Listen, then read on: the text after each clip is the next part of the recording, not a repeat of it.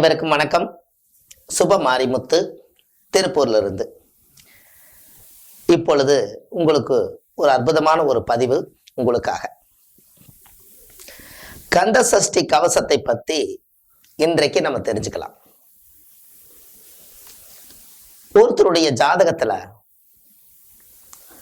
செவ்வாய் நீசமாக இருந்தால் என்ன பலன்? இந்த கந்த சஷ்டி கவசத்தை நீங்க பார்த்திருக்கீங்களா? கந்த ஆசிரமத்துல, சேலத்துக்கு பக்கத்துல கந்த ஆசிரமத்துல அது எழுதப்பட்டது.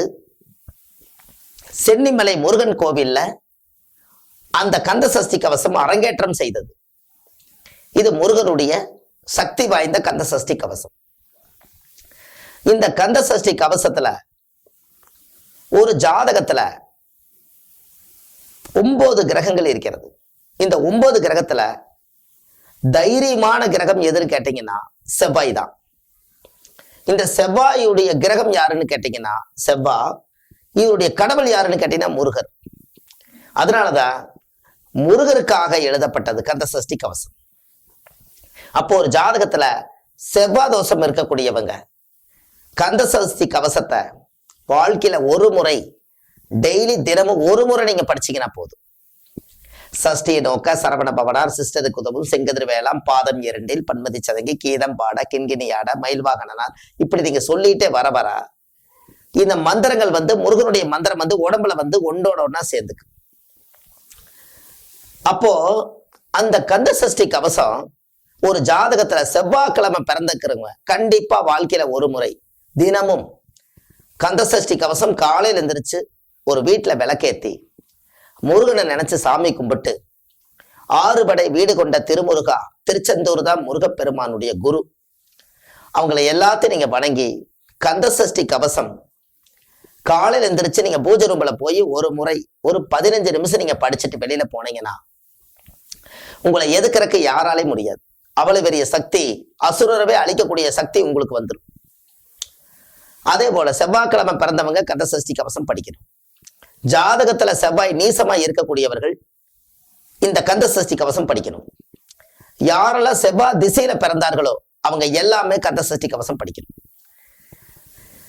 இத ஒரு முறை படிங்க. உங்களால முடியலன்னு சொன்னால் மனசுக்குள்ளேயே படிக்கலாம்.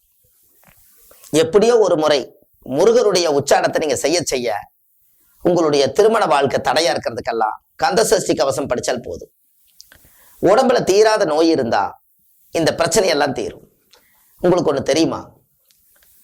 அந்த காலத்துல மாரியத்தா பார்த்துச்சுன்னா தலைமேட்டு கடியில பத்தினி தலையை வச்சு, வேப்பந்தலையை வச்சு, கால்மேட்டு வரைக்கும் சுத்தி வர அந்த தலையை வச்சு ஒரு வெள்ளை புடவையோ வெள்ளை வேஷ்டியோ எடுத்து அவங்க மேல போத்தி விட்டு மாரியம்மனுடைய தாலாட்டு படிப்பாங்க. அப்போ ஏன் அங்க வச்சு படிக்கணும்? மாரியத்தா பார்த்திருக்கிறதுனால அந்த மாரியம்மாவுடைய பாட்டை பாட பாட பாட பாட படிக்க படிக்க அந்த முத்தெல்லாம் உதுறத கண்ணால பார்க்கலாம். இன்னைக்கும் பார்க்கலாம். அந்த சக்தி என்னைக்கு அழியல, அப்படியே தான் இருக்கு. அதே போலதான் கந்த சஷ்டி கவசமும் அந்த காலத்திலே இந்த பாடல் முன்னேற்றமா கொடுத்துருக்காங்க.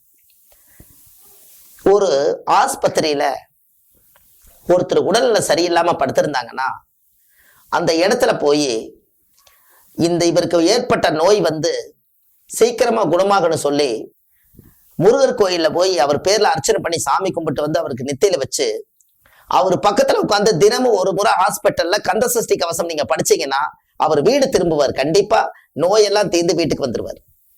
அந்த நீங்க கந்த சஷ்டி கவசம் எங்க வச்சு படிக்கிறீங்களோ அங்க முருகர் ஆசீர்வாதம் பண்ணி அந்த நோய்க்கு மருந்து போட்டு போயிடுவாரு. இதை நிச்சயமா நீங்க செஞ்சு பாருங்க, உங்க வாழ்க்கை நல்லா இருக்கும். இது வரைக்கும் ஆஸ்பத்திரியில யாராவது கந்த சஷ்டி கவசம் படிக்கிறோமா? ஹாஸ்பிட்டல்ல கண்டிப்பா நீங்க படிச்சு பாருங்க. அவங்களோட உட்காந்து ஒரு முறை சாப்பிட்டு பாருங்க. அவருக்கு என்ன நோய் இருக்குன்னு அவருக்கே தெரியாது அப்புறம். ஏன்னா நம்ம நோயாளி ஆயிட்டுமே அப்படின்னு கொண்டு போய் ஆஸ்பத்திரியில போட்டிருப்பாங்க. அப்ப நம்ம நோயாளி தான் முடிவு பண்ணி வச்சிருப்பாங்க. ஒரு நேரம் ஒரு பட்டல சாப்பாடு போட்டு அவரையும் அவரும் உட்கார்ந்து அவருக்கு ஒரு ரூபாய் நமக்கு 1 ரூபாய் சாப்பிட்டு பாருங்க. முதல்ல அவருக்கு என்ன நோயின்னு மறந்துடுவாரு. இதை பல தடவை நீங்க செக் பண்ணி பாருங்க. எல்லா இடத்துலையும் நான் சொல்லியிருக்கேன். ஒரு நேரம் நோயாளி கூட்டு கீழே உட்கார வச்சு ஹாஸ்பிட்டல்ல ஒரு 4-5 பேர் சேர்ந்து கூட்டாஞ்சோறு மாதிரி உட்காந்து சாப்பிட சொல்லுங்க. அவருக்கு நோயோட வாசமே தெரியாது. இப்படியெல்லாம் அந்த காலத்துல பாத்தீங்கன்னா ஆப்பிள், ஆரஞ்சு, மாதுளம்பழம், கொய்யாப்பழம் இதெல்லாம் வாங்கி கொண்டு போய் கொடுத்து நான் இருக்கிற தைரியமா இரு அப்படின்னு சொல்லி அந்த காலத்துல அவங்க தலையை நீவி விட்டு அப்படியே தொட்டு தழுவி, நான் கவலைப்படாத, நான் போய் கோயில்ல அர்ச்சனை பண்ணிட்டு வந்திருக்கேன், இந்த 90 வச்சுக்கோ, உனக்கு கைகால் சோகமெல்லாம் வந்துடும், நான் வணங்கின தெய்வமெல்லாம் உனக்கு கைவிடாது, நிறைய நான் பிரார்த்தனை பண்ணியிருக்கேன் இப்படின்னு எத்தனை பேர் அந்த காலத்துல வேண்டுதல் வச்சு கொடிய நோய்கள் எல்லாம் குணப்படுத்தி வீடு திரும்பியிருக்காங்க. அதுக்கு ஒரே காரணம், கந்தசஷ்டி கவசத்தை ஹாஸ்பிட்டல்ல வச்சு படிக்க படிக்க படிக்க படிக்க உங்களுடைய நோய் தீர்ந்து இந்த சக்தி முருகர் வஞ்சகம் இல்லாதவர். அந்த ஹாஸ்பிட்டல் இருக்கிறவங்க அத்தனை பேர்த்துக்குமே நோய்க்கு எல்லாத்துக்கும் மருந்து போட்டு போயிடுவாரா. நீங்க ஒருத்தர் படிச்சா, நம்ம ஒருத்தருக்கு மட்டுமே முருகர் சொந்தமா, உலகத்துக்கே சொந்தம். அப்படின்னா ஒவ்வொரு ஹாஸ்பிட்டல்லையும் ஒரு நல்லது நடக்கணும்னா உங்களுடைய இந்த மருத்துவத்தை, இந்த நோயிலிருந்து விடுபட கந்தசஷ்டி கவசம் தலைமைட்டு கடையில உட்கார்ந்து காலையில தினமும் ஒரு முறை அவருக்கு மாத்திரை மருந்து கொடுத்துட்டு ஹாஸ்பிட்டல்ல நீங்க படிச்சு பாருங்க. நீங்க வீடு திரும்பி கூட்டிட்டு போனதுக்கு அப்புறம் கந்தசஷ்டி கவசத்தை தொட்டு கும்பிட்டு முருகனுக்கு ஒரு நன்றி சொல்லுவீங்க, நீங்க இந்த பதிவுக்கு ஒரு நன்றி சொல்லுவீங்க. இதெல்லாம் விஞ்ஞான பூர்வமான ஒரு அறிவியல் பூர்வமான ஒரு ஆராய்ச்சி. அந்த காலத்துல மாரியம்மன் தாலாட்டை பத்தி நான் யோசிச்சேன். எங்க உட்கார்ந்து இருந்தாலும் மாரியம்மா பாட்டை உட்கார்ந்து பாடுனாங்களே, அன்னைக்கு மாரியத்தை பார்த்தது உடம்பு இறங்குச்சே. அப்ப இவர் கொடிய நோயில ஹாஸ்பிட்டல்ல மாத்திக்கிறாரு. அதுல இருந்து வெளியில வர்றதுக்கு கந்தசஷ்டி கவசத்துல 4448 வியாதிகளுக்கும் அந்த கந்தசஷ்டி கவசம் மருந்து, ஒரு பெரிய கரு மருந்தது. அதனால நீங்க இந்த கந்தசஷ்டி கவசத்தை வீட்டுல படிக்கிறத விட அவரு நோய்பாய்ப்பட்டு ஹாஸ்பிட்டல் இருக்கிறனால நேரா அவர் முன்னாடியே போய் படிக்கும் போது அவர் காதுல கேட்க கேட்க முருகரும் சேர்ந்து கேட்பார். கண்டிப்பா ஆசீர்வாதத்துல அவர் நல்லா இருப்பார். அப்ப கண்டிப்பா இது யாருக்கு பொருந்தது?